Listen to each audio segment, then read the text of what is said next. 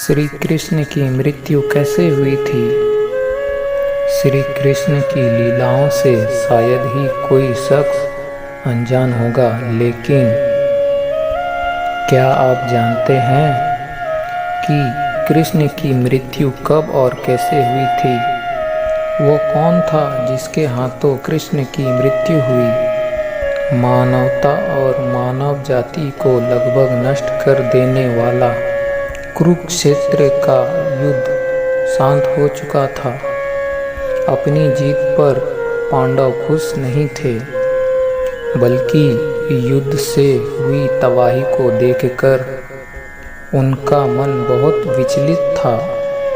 युद्ध के बाद श्री कृष्ण पांडवों के साथ गांधारी और राष्ट्र के पास बेटे दुर्योधन की मौत पर शोक जाहिर करने और क्षमा मांगने पहुँचे। दुर्योधन का खून में लथपथ शरीर और अंधे माँ बाप की आँखों से आंसुओं की बूंद से पांडवों का भी दिल भर आया था।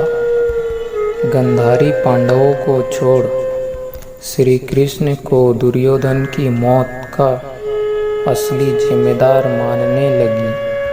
गांधारी ने श्री कृष्ण पर चीखते हुए कहा, आप द्वारकाधीश हैं, जिनकी पूजा मैंने खुद विष्णु अवतार मानकर की। क्या आप अपने किए पर जरा भी शर्मिंदा हैं? आप चाहते तो अपनी दिव्य शक्तियों से इस युद्ध को टाल सकते थे।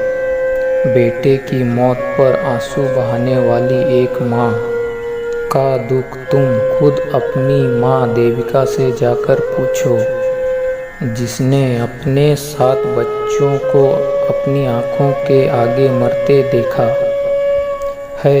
इसके बाद गांधारी ने कृष्ण को श्राप देते हुए कहा, यदि भगवान विष्णु के प्रति मेरे आस्था सच्ची रही है तो आज से ठीक 36 वर्ष बाद तुम भी इस धरती पर जीवित नहीं रहोगे।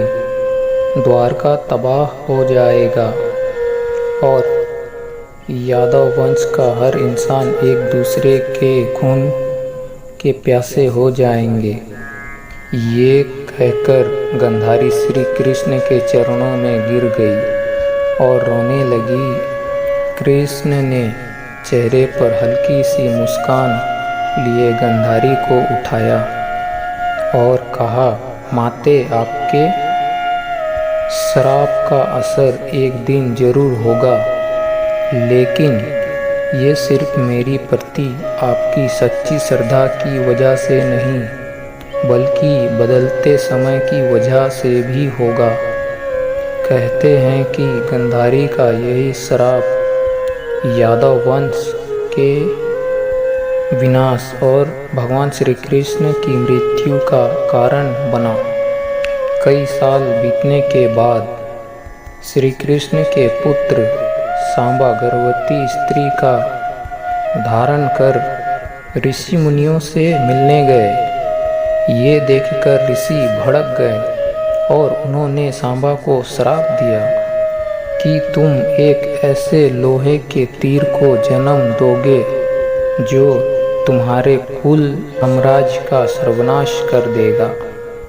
इससे सांबा बहुत डर गए और उन्होंने इस पूरी घटना के बारे में अग्रसेन को बताया। सांबा को इस श्राप से बचने के लिए अग्रसेन ने कहा कि वो एक तीर का चूर्ण बनाकर उस प्रभास नदी में प्रवाहित कर दे। ऐसे करने से वो श्राप मुक्त हो जाएगा। जिस इलाके में इस चूर्ण को जमा किया गया था, वहाँ एक खास प्रकार की धारा उग आई। ये देखकर अग्रसेन ने कहा कि यादव राज्य में किसी भी प्रकार के नशीले पदार्थों का उत्पादन और वितरण नहीं किया जाएगा। इसके बाद द्वारका में कुछ बेहद अशुभ संकेत देखे गए, जिसमें सुदर्शन चक्र, श्री कृष्ण का शंख, उनका रथ और बलराम के हल का अदृश्य हो जाना शामिल है। द्वारका में अपराध और पाप बढ़ने लगे। ये देख श्री कृष्ण परेशान हुए और उन्होंने अपनी प्रजा से प्रभास नदी के तट पर जाकर पापों का प्रायश्चित करने का आग्रह किया। द्वारकावासी वहीं जाकर मदिरा के नशे में चूर एक दूसरे से लड़ने लगे। गंधारी के श्राप के अनुसार यादव वंश के सभी लोग आपस में लड़ मर गए। इस घटना के कुछ समय बाद श्री कृष्ण एक पेड़ के नीचे योगा समाधि के ले रहे थे। इसी दौरान जरा नाम का एक शिकारी वहां हिरण की तलाश में आ गया। जरा ने कृष्ण के हिलाते हुए पैरों को हिरण समझा और तीर चला दिया। इसके बाद शिकारी श्री कृष्ण के पास पहुंचा और अपनी गलती के लिए उनसे क्षमा मांगने लगा। तब श्री कृष्ण ने उनसे सत्य बना दी और बताया कि कैसे उनकी मृत्यु निश्चित थी। श्री कृष्ण ने कहा, त्रेता युग में लोग मुझे राम के नाम से जानते थे। राम ने सुग्रीव के बड़े भाई बाली का छिपकर वध किया था। अपने पिछले जन्म की सजा उन्हें इस जन्म में मिली है। दरअसल जरा ही पिछले जन्म में बाली था। यह कहकर श्री कृष्ण ने अपना शरीर त्याग दिया।